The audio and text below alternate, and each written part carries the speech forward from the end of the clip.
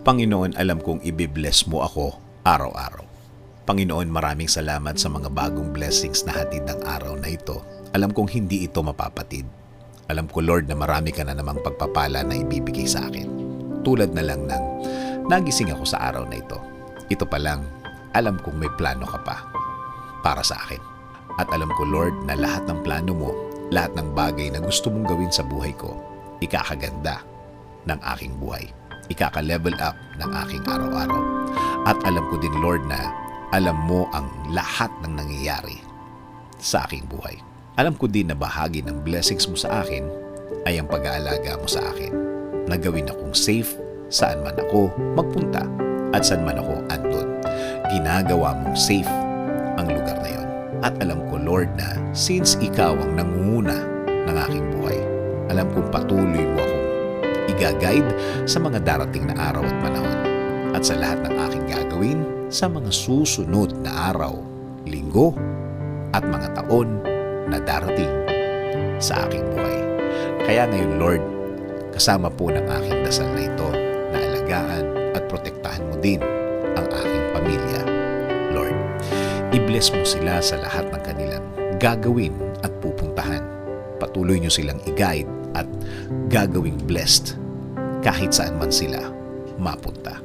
At alam ko din, Lord, na meron ka ding magandang plano para sa kanilang mga buhay. Alam kong i-guide mo din sila sa araw na ito. At patuloy mo silang babantayan sa lahat ng pagkakataon ng kanilang buhay. Patuloy nyo pong pasukin ang aming mga buhay.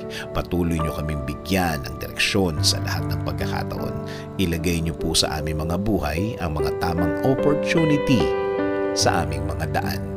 Bigyan nyo din po kami ng guidance sa lahat ng aming gagawin sa araw na ito at sa mga susunod, mga gagawin na nakaayon sa inyong plano, Lord, para maging pleasing po sa inyo ang aming buhay.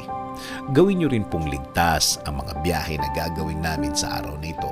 Ilayo nyo po kami sa mga masasamang pangyayari na pwede naming ikapahamak. Ilayo nyo rin po kami sa mga taong gumagawa at nagpaplano palagi ng masama sa kanilang mga kapwa. Huwag nyo pong hayaan na matupad ang masamang nasa isip nila.